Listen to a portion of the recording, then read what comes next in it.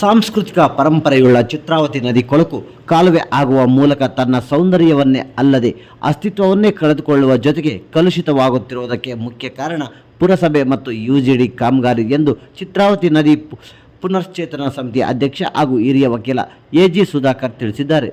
ಪಟ್ಟಣದ ಪುರಸಭೆ ಮುಂಭಾಗದಿಂದ ಡಿವಿಜಿ ಮುಖ್ಯ ರಸ್ತೆ ಮೂಲಕ ಮೆರವಣಿಗೆ ಹೊರಟ ವಿವಿಧ ಸಂಘಟನೆಗಳ ಮುಖಂಡರು ಹಳೆ ಮೈಸೂರು ಬ್ಯಾಂಕ್ ರಸ್ತೆಯಲ್ಲಿರುವ ಉಪ ನೋಂದಣಾಧಿಕಾರಿ ಕಚೇರಿ ಬಳಿ ನಡೆಯುತ್ತಿರುವ ಚರಂಡಿ ಕಾಮಗಾರಿ ಬಳಿ ಜಮಾಯಿಸಿದ ಪ್ರತಿಭಟನಾಕಾರರು ಪುರಸಭೆ ಮತ್ತು ಯುಜಿಡಿ ವಿರುದ್ಧ ಘೋಷಣೆಗಳನ್ನು ಕೂಗಿ ತಮ್ಮ ಆಕ್ರೋಶವನ್ನು ವ್ಯಕ್ತಪಡಿಸಿದರು.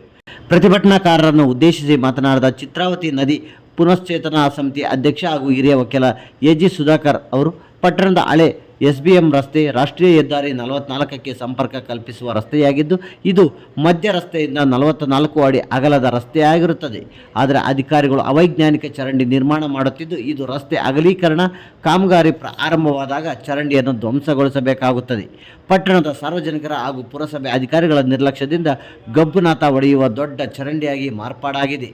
ಪಟ್ಟಣದಿಂದ ಶೌಚಾಲಯದ ನೀರು, ಬಚ್ಚಲು ನೀರು, ತ್ಯಾಜ್ಯ ನೀರನ್ನೆಲ್ಲ ಎಗ್ಗಿಲ್ಲದೆ ನದಿಗೆ ಹರಿಯಲು ಬಿಟ್ಟು ಕಲುಷಿತ ಮಾಡಲಾಗಿದೆ. ಈಗಾಗಲೇ ಕೊಳೆತು ನಾರುತ್ತಿರುವ ಪಶ್ಚಿಮ ಭಾಗದ ನದಿಯು ಜೊತೆಗೆ ಪಟ್ಟಣದ ದಕ್ಷಿಣ ಭಾಗದ ಚಿತ್ರಾವತಿ ನದಿಗೆ ಅಭಿವೃದ್ಧಿಯ ಹೆಸರಿನಲ್ಲಿ ಅವೈಜ್ಞಾನಿಕವಾಗಿ ಚರಂಡಿ ನಿರ್ಮಾಣ ಮಾಡಿ ಪಟ್ಟಣದ ಗಲೀಜು ನೀರನ್ನು ಹರಿಸಲು ಪುರಸಭೆ ಕಾಮಗಾರಿಯನ್ನು ಪ್ರಾರಂಭಿಸಿದೆ.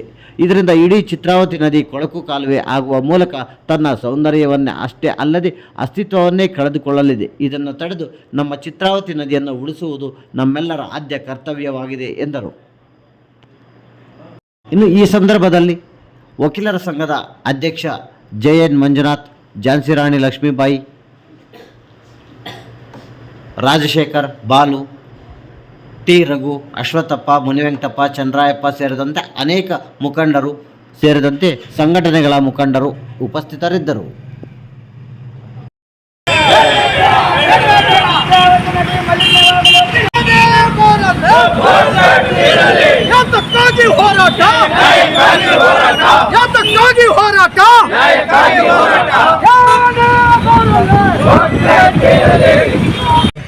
ಯಾಕಂದ್ರೆ ಈ ರೋಡು ಸೆಂಟ್ರ್ ರೋಡಿಂದ 44 ಅಡಿ ಈ ಕಡೆ 44 ಅಡಿ ಆ ಕಡೆ ವಿಸ್ತಾರ ಆಗ್ತಕ್ಕಂಥ ಒಂದು ಎಲ್ಲ ಸ್ಯಾಂಕ್ಷನ್ ಆಗಿದೆ.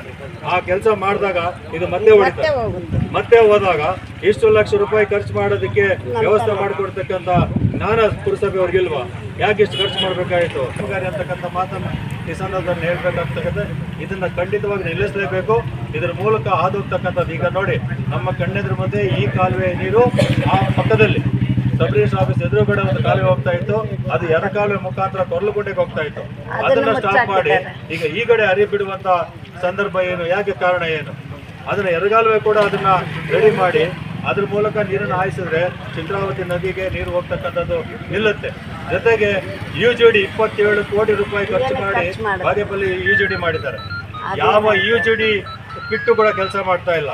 ಅದನ್ನೆಲ್ಲ ಕೂಡ ಸಕ್ರಮಗೊಳಿಸಿ ಇಲ್ಲಿ ಬಾಗೇಪಲ್ಲಿಯ ಸಾರ್ವಜನಿಕರು ಕೊಡ್ತಕ್ಕಂಥ ಈ ನೀರು ಏನಿದೆ, ಶೌಚಾಲಯ ನೀರು, ಗಲೀಜಿನೆಲ್ಲ ಕೂಡ ಸಂಪಗೆ ಅದು UGDಗೆ ಬಿಟ್ಟರೆ ಈ ರೀತಿಯ ಅವಾಂತರಗಳಾಗಲಿಕ್ಕೆ ಸಾಧ್ಯ ಇಲ್ಲ. ಅದನ್ನು ಕೂಡ ಪುನಶ್ಚೇತನ ಮಾಡಬೇಕು. UGD ಕಾಮಗಾರಿ ಏನು ನಿಂತಿದೆ ಎಲ್ಲ ಮನೆಗಳ ಒಂದು ಏನು ನೀರು ಹೋಗ್ತಕ್ಕಂಥದ್ದನ್ನು ಅದಕ್ಕೆ ಜೋಡಿಸಿದ್ರೆ ನಮ್ಮ ಚಿತ್ರಾವತಿ ನಮಗೆ ಉಳಿತಕ್ಕಂಥ ಮಾತನ್ನು ಈ ಸಂದರ್ಭದಲ್ಲಿ ಹೇಳ್ತಾ, ಗತ ಏನೇ ಆಗಲಿ ನಾವೀಗೆಲ್ಲರೂ ಕೂಡ ನಾನು ಸೋಷಿಯಲ್ ಮೀಡಿಯಾದಲ್ಲಿ ಹಾಕಿದಾಗ ಸಂಬಂಧಪಟ್ಟ ಅಧಿಕಾರಿಗಳ ಮೇಲೆ ಕಾನೂನು ರೀತಿಯ ಕ್ರಮ ತೆಗೆದುಕೊಳ್ತೀವಿ, ಅವರ ವಿರುದ್ಧ ಕ್ರಿಮಿನಲ್ ಕೇಸನ್ನು ಹಾಕ್ತೀವಿ ಅಂದಾಗ ಸಾಕಷ್ಟು ಜನರು ಮುಂದೆ ಬಂದಿದ್ದಾರೆ. ನಾವು ಕೂಡ ನಿಮ್ಮ ಜೊತೆ ಕೈ ಜೋಡಿಸ್ತೀವಿ, ನಿಮ್ಮ ಜೊತೆ ಕೋರ್ಟಿಗೆ ಬರ್ತೀವಿ ಅಂತ ಹೇಳಿ ಈ ಕಾನೂನು ರೀತಿಯ ಕ್ರಮವನ್ನು ಖಂಡಿತ ಕೈಗೊಳ್ತೀವಿ. ಜೊತೆಗೆ ಇದೇನು ನಮ್ಮ ಸಂಬಂಧಪಟ್ಟ ಅಧಿಕಾರಿಗಳಿದ್ದಾರೆ ಅವರು ನಿರ್ದಾಕ್ಷಿಣ್ಯವಾಗಿ ಅವ್ರ ಮೇಲೆ ಕ್ರಮ ತೆಗೆದುಕೊಳ್ಳೋದಕ್ಕೆ ನಾವೆಲ್ಲರೂ ಕೂಡ ಕೈ ಜೋಡಿಸೋಣ. ಜೊತೆಗೆ ಇವತ್ತು ಸಂದರ್ಭದಲ್ಲಿ ಎಲ್ಲ ಪತ್ರಿಕಾ ಮಾಧ್ಯಮದ ಸ್ನೇಹಿತರು ಕೂಡ ಕೈ ಜೋಡಿಸಿದ್ದಾರೆ. ಇದು ನಮ್ಮ ಕೆಲಸ ಕೂಡ, ನಾವು ಕೂಡ ಇದನ್ನು